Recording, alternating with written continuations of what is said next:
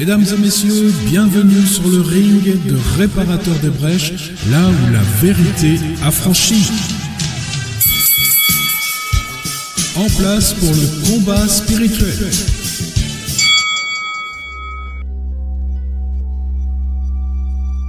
Bonjour les amis, soyez les bienvenus, on est ensemble pour le 4e épisode dans la saison Le combat spirituel et aujourd'hui je vous propose que l'on aille visiter un petit peu les 3 différents combats que l'on va mener et les différents champs de bataille.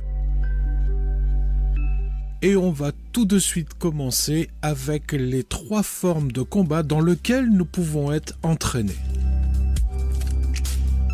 Alors la première forme de combat que l'on va trouver, c'est celle que l'on connaît le plus, ou tout au moins c'est celle auquel on est le plus confronté, c'est le combat contre la chair.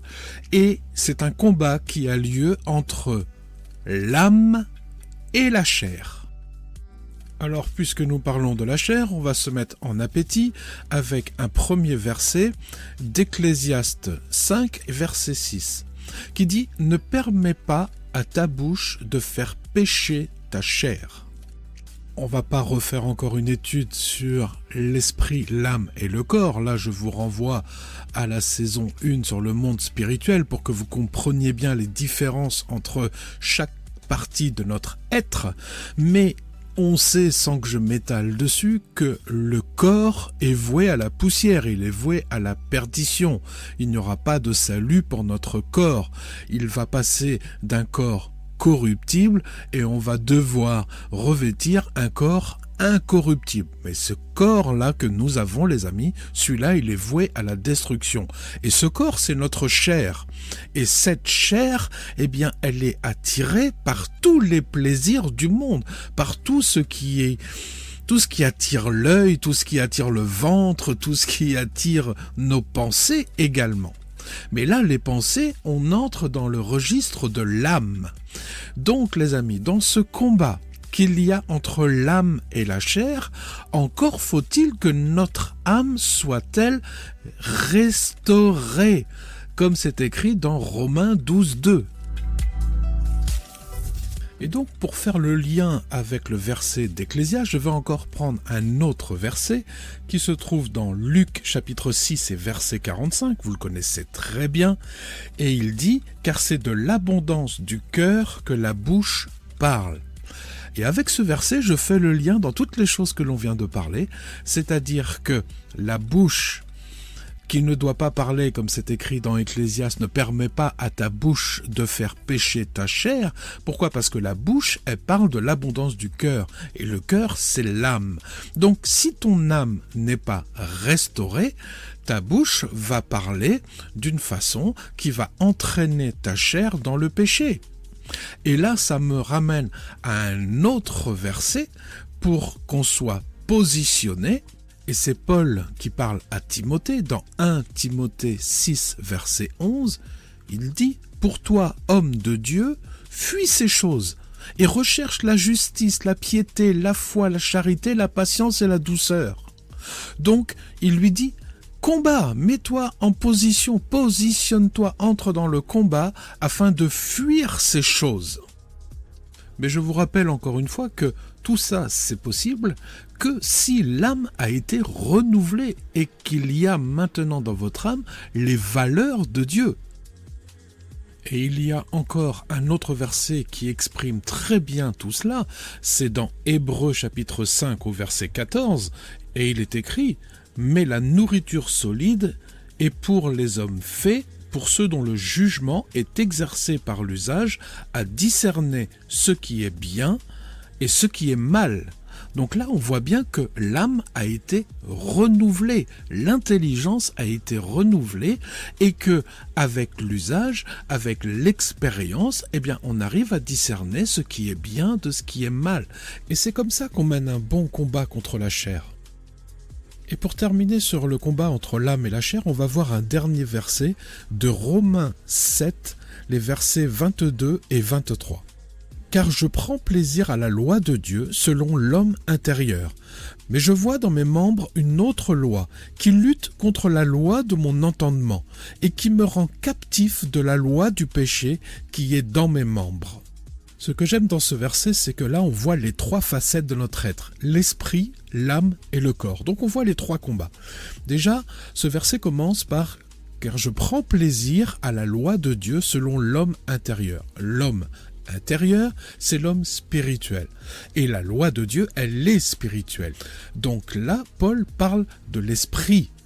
Il y a dans notre esprit la loi de Dieu, c'est-à-dire que Dieu a déjà mis ses commandements par son Saint-Esprit dans notre esprit. Et il continue en disant « Mais je vois dans mes membres une autre loi qui lutte contre la loi de mon entendement. » En fait, il explique qu'il y a dans nos membres une autre loi. D'accord ? Et c'est quelque chose qui vient se mettre en opposition à la loi de son entendement, c'est-à-dire de son âme, l'âme qui a été renouvelée par l'esprit.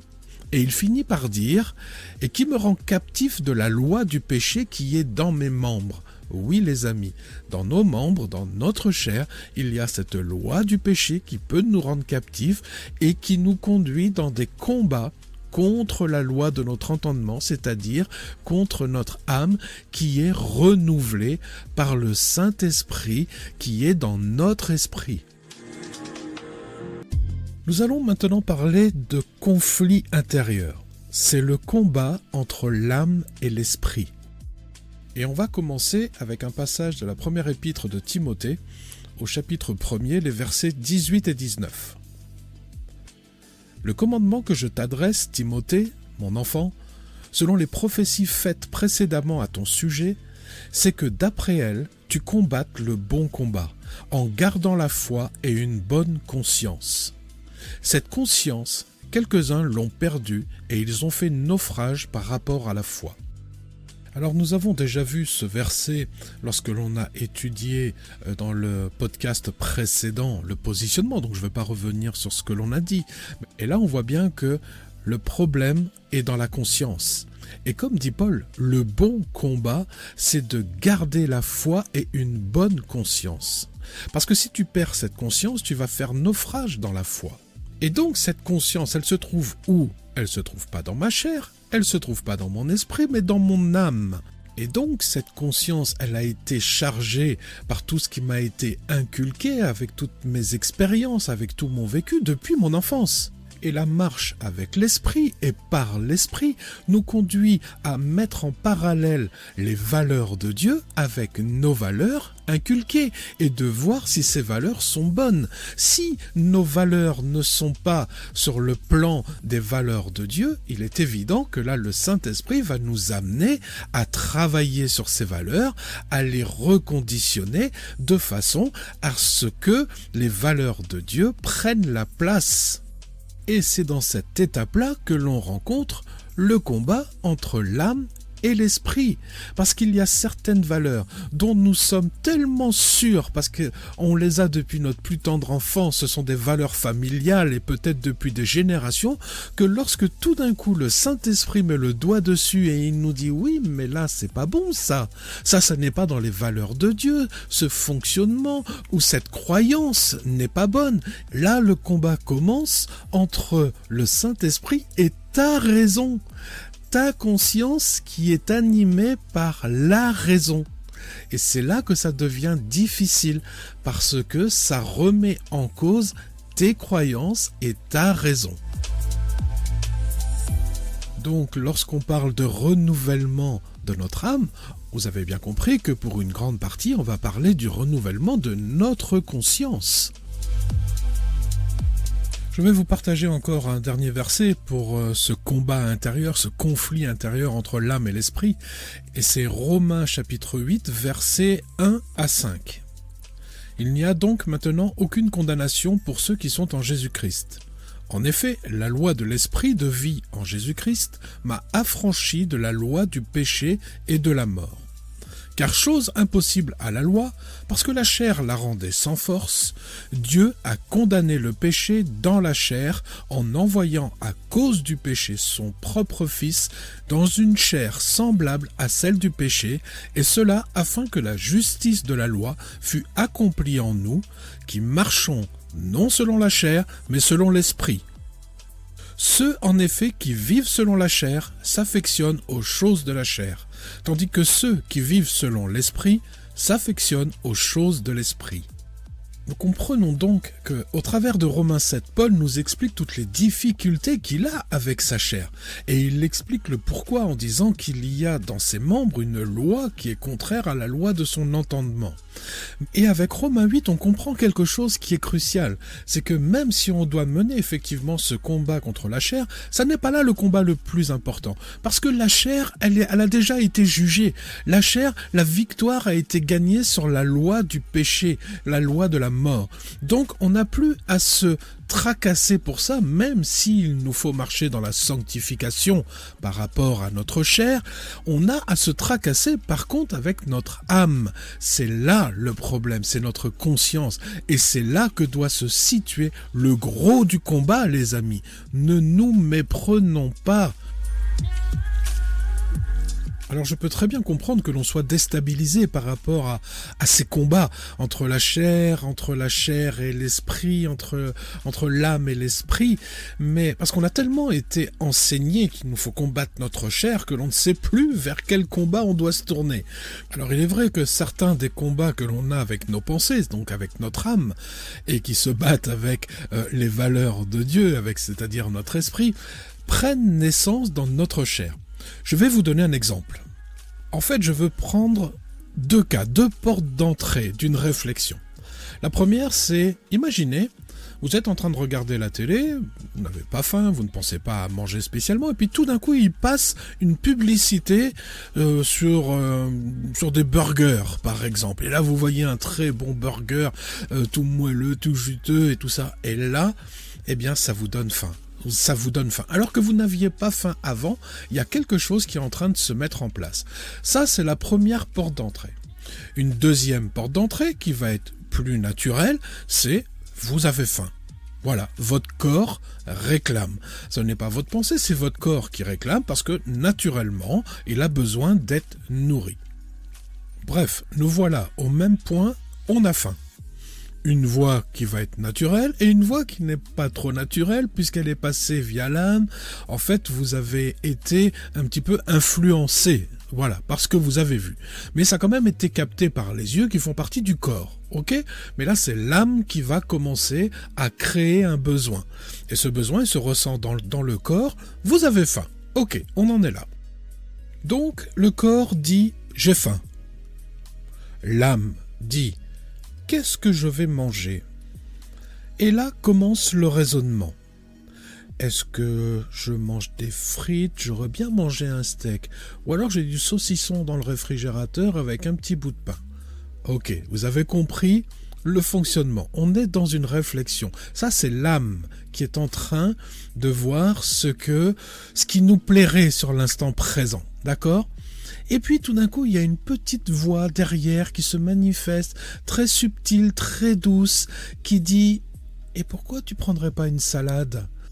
Non, là, ça c'est la voix de ma femme, ça, qui a compris mon petit manège, elle voit que je suis en train de réfléchir, donc elle me dit « Prends plutôt une salade, ça va te faire du bien. » Voilà. Non, la voix de l'esprit, ça peut être « Et si on jeûnait ?» Et là, vous entrez dans un combat entre la pensée de l'esprit et la pensée de l'âme. L'âme veut manger des frites et l'esprit te dit « jeûne, ça va te faire du bien ». Et nous voilà arrivés au dernier volet de ces 3 combats qui est le combat spirituel, qui lui va se passer exclusivement dans le monde spirituel. Même si c'est vous qui êtes dans le monde naturel, le combat va se passer dans le monde spirituel. Il va y avoir de votre âme, il va y avoir quelque chose qui va sortir, une parole qui va être animée par l'esprit et qui va mettre en œuvre le monde spirituel, les armées de Dieu, pour que se réalise dans le monde spirituel quelque chose qui ne nous est pas accessible humainement parlant. Et c'est ce que résume le verset de Éphésiens 6, versets 11 à 13.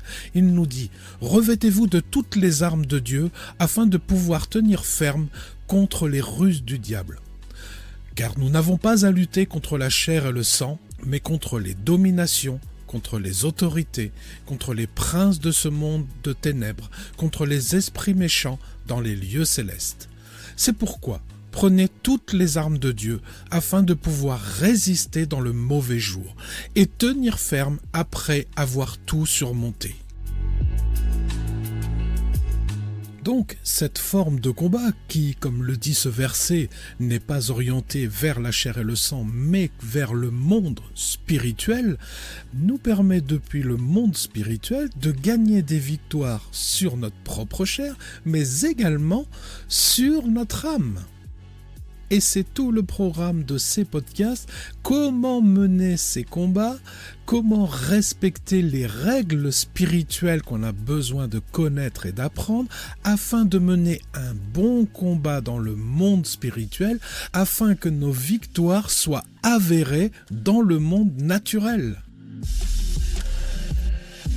Alors les amis, c'est la fin de ce podcast, mais je vous attends pour la suite, pour le prochain épisode où on va continuer à étudier et à creuser dans le combat spirituel afin que nous puissions avoir toutes ces victoires sur le monde naturel. Donc les amis, avec tout mon amour, je vous embrasse tendrement dans l'amour de notre Seigneur Jésus-Christ et je vous dis à très bientôt. N'oubliez pas que vous pouvez retrouver le texte intégral de ce podcast dans notre site internet www.réparateurdesbrèches, tout en minuscules, tout attaché et tout au pluriel, .fr. Vous pouvez nous adresser vos questions à réparateurdesbrèches, tout en minuscules, tout attaché et tout au pluriel, @gmail.com.